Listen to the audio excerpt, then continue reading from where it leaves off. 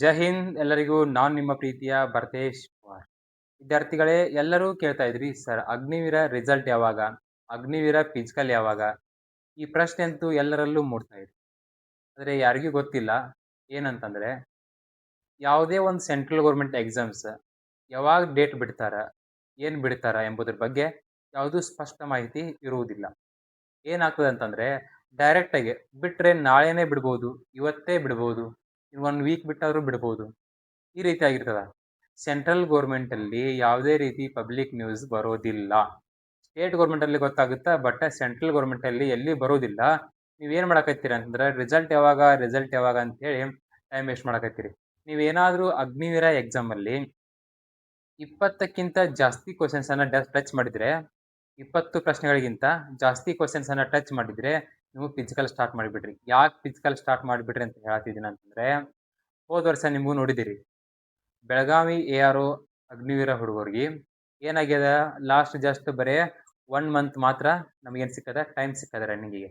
ಒಂದು ತಿಂಗಳಲ್ಲಿ ಹುಡುಗರಿಗೆ ಎಷ್ಟು ಓಡಿದ್ರು ಕೆಲವೊಂದಿಷ್ಟು ಮಂದಿಗೆ ಟೈಮ್ ಅನ್ನ ಕವರ್ ಮಾಡೋಕೆ ಆಗಿಲ್ಲ. ಆ ಕಾರಣಕ್ಕಾಗಿ ಏನಾಗ್ಯದ ಭಾಳ ಜನ ಹುಡುಗರ ರನ್ನಿಂಗ್ ಅನ್ನ ಫೇಲ್ ಆಗ್ಯಾರ. ಸೊ ನೀವು ಆ ರೀತಿ ಗೊಂದಲಕ್ಕೆ ಒಳಗಾಗದ ನೀವು ನಂತರ ಫೇಲ್ ಆದ ನಂತರ ಪಾಶ್ಚಾತ್ತಾಪ ಪಡೋದ ಬೇಡ. ಯಾಕಂತಂದ್ರೆ ಈಗ ಆಲ್ರೆಡಿ ಈಗ ಕೋಚಿಂಗ್ ಮಾಡ್ಕೊಂಡು ಎಲ್ಲ ಚೆನ್ನಾಗಿ ಸ್ಟಡಿ ಮಾಡಿ ಸ್ಕೋರ್ ಮಾಡ್ಕೊಂಡು ಕೆಲವೊಂದಿಷ್ಟು ಮಂದಿ ಕೋಚಿಂಗ್ ಮಾಡಲ್ದ ರನ್ನಿಂಗ್ ಮಾಡ್ತಾರೆ, ಅದಂತೂ ಬೇರೆ. ಇನ್ನು ಅವ್ರಿಗೆ ಫೇಲ್ ಆದ್ರೂ ಕೂಡ ಏನು ಅನಿಸ್ತಿಲ್ಲ, ಬೇಜಾರು ಅನಿಸ್ತಿಲ್ಲ. ಯಾಕಂದ್ರೆ ಕೋಚಿಂಗ್ ಮಾಡಿರಂಗಿಲ್ಲ, ಡೈರೆಕ್ಟ್ ಎಕ್ಸಾಮ್ ಬರೆದಿರ್ತಾರ, ಅವ್ರಿಗೇನು ಕಷ್ಟನೂ ಪಟ್ಟಿರಂಗಿಲ್ಲ. ಕೆಲವೊಂದಿಷ್ಟು ಜನ ಏನು ಮಾಡಿರ್ತೀರಿ ಅಂದ್ರೆ ಕಷ್ಟಪಟ್ಟು ಮನೆಯಲ್ಲೇ ದುಡ್ಡಿಲ್ಲ ಅಂತಂದ್ರು ಸಾಲ ಮಾಡಿಕೊಂಡು ಎಲ್ಲೇರ ಹೋಗಿ ನೀವೇನು ಮಾಡಿರ್ತೀರಿ ಕೋಚಿಂಗ್ ತೊಗೊಂಡಿರ್ತೀರಿ.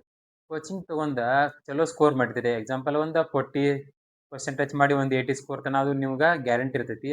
ಆ ರೀತಿ ಇದ್ದವ್ರು ಏನು ಮಾಡ್ರಿ ಅಂತಂದ್ರೆ ಆ ರೀತಿ ಅಂದ್ರೆ ಅವ್ರು ಅಷ್ಟೇ ಅಲ್ಲ, ಎಲ್ಲರೂ ಏನು ಮಾಡ್ರಿ ನೀವು 20% ಮಾಡ್ರಿ, 25 ಮಾಡ್ರಿ, 30 ಮಾಡ್ರಿ, 40 ಮಾಡ್ರಿ. ಎಲ್ಲರೂ ರನ್ನಿಂಗ್ ಸ್ಟಾರ್ಟ್ ಮಾಡ್ರಿ. ಯಾಕೆ ಸ್ಟಾರ್ಟ್ ಮಾಡ್ರಿ ಅಂತ ಹೇಳಕತ್ತೀನಿ ಅಂದ್ರೆ ಟೈಮ್ ಜಾಸ್ತಿ ಕೊಡೋದು ಡೌಟ್ ಅದ. ಓಕೆ, ಟೈಮ್ ಕಡಿಮೆ ಕೊಡುವಂಥ ಸಾಧ್ಯತೆ ಭಾಳ ಅದ. ಅಂಥದ್ರಲ್ಲಿ ಈ ಸರ್ತಿ ವೇಕೆನ್ಸಿ ಬೇರೆ ಜಾಸ್ತಿ ಅದಾವ ಅಂತ ಹೇಳಕತ್ತಿದಾರ. ವೇಕೆನ್ಸಿ ಜಾಸ್ತಿ ಇದ್ರೆ ನೀವು 20 ಹಾಕಿದ್ರೂ ಪಾಸ್ ಆಗ್ಬೋದು, 25 ಹಾಕಿದ್ರೂ ಪಾಸ್ ಆಗ್ಬೋದು. ಫೈಲ್ ಇತ್ತು 35 ಹಾಕಬೇಕು, 45 ಹಾಕಬೇಕು, 40 ಹಾಕಬೇಕು, 80 ಸ್ಕೋರ್ ಆಗಬೇಕು, 70 ಸ್ಕೋರ್ ಆಗ್ಬೇಕಂತ ಹೇಳಿ ಫೈಲ್ ಇತ್ತು. ಆದರೆ ವೇಕೆನ್ಸಿ ಜಾಸ್ತಿ ಇದಾವಂತ ಭಾಳ ಸುದ್ದಿ ಬರ್ತಾ ಇದೆ. ಅದಕ್ಕಾಗಿ 20 ಕ್ವಶನ್ ಹಾಕಿದವರು ಪಾಸ್ ಆಗುವಂಥ ಚಾನ್ಸಸ್ ಭಾಳ ಇರ್ತದ. ಸೊ ನೀವು ಏನು ಮಾಡ್ರಿ, ಯಾವುದೇ ರೀತಿ ರಿಸಲ್ಟ್ಗಾಗಿ ವೇಟ್ ಮಾಡೋಕೆ ಕುಂಡಾಕ್ ಹೋಗ್ಬೇಡ್ರಿ. ರಿಸಲ್ಟ್ ಸ್ಪಾಟ್ ಮ್ಯಾಗ ಸಡನ್ಲಿ ಬರ್ಬೋದು, ಆದರೆ ಸಡನ್ಲಿ ನಿಮ್ಮ ರನ್ನಿಂಗ್ ಇನ್ಕ್ರೀಸ್ ಮಾಡೋಕೆ ಆಗಂಗಿಲ್ಲ. ಅದಕ್ಕೆ ನೀವೇನು ಮಾಡ್ರಿ ರನ್ನಿಂಗ್ ಸ್ಟಾರ್ಟ್ ಮಾಡ್ರಿ. ಯಾವುದೇ ರೀತಿ ಈ ರಿಸಲ್ಟ್ ಬಗ್ಗೆ ಕಾಯ್ಕೊಂತ ಕುಂಡಾಕ್ ಹೋಗಬೇಡ್ರಿ. ಯಾಕಂದ್ರೆ ಸ್ವಲ್ಪ ಟೈಮ್ ಜಾಸ್ತಿ ಸಿಕ್ಕರೆ ನಮ್ಗೆ ರನ್ನಿಂಗ್ ಇಂಪ್ರೂವ್ಮೆಂಟ್ ಆಗೈತಿ. ಎಕ್ಸಲೆಂಟ್ ಹೊಡೆದ್ರೆ ಪ್ಯಾರಾ ಸೆಲೆಕ್ಷನ್ ಆಗ್ಬೋದು. ಆಯ್ತಾ, ನಾವು ರನ್ನಿಂಗ್ ಹೊಡೋದ್ರಿಂದ ಏನು ವೇಸ್ಟ್ ಇಲ್ಲ, ಎಲ್ಲ ಯೂಸ್ ಐತಿ, ಹೆಲ್ತ್ ಯೂಸ್ ಐತಿ. ಮುಂದೆ ನಮ್ಮ ರನ್ನಿಂಗು ಪಾಸ್ ಮಾಡ್ಕೋಬೋದು. ಆಯ್ತಾ, ನೀವು ಏನಾದರೂ ರಿಸಲ್ಟ್ ಯಾವಾಗ ಪ್ರತಿ ಸರ್ತಿ ಮೆಸೇಜ್ ಮ್ಯಾಗ ಮೆಸೇಜ್ ಹಾಕೋತ ಕುಂತಿರಂತ ರಿಸಲ್ಟ್ ಸಂಬಂಧ ವೇಟ್ ಮಾಡ್ಕೋತ ಕುಂತಿರಂದ್ರೆ ಫೇಲ್ ಆಗೋ ಚಾನ್ಸಸ್ ಭಾಳ ಇರ್ತೈತಿ. ಎಲ್ಲರೂ ಸ್ವಲ್ಪ ಎಚ್ಚರದಿಂದ ನೋಡ್ರಿ.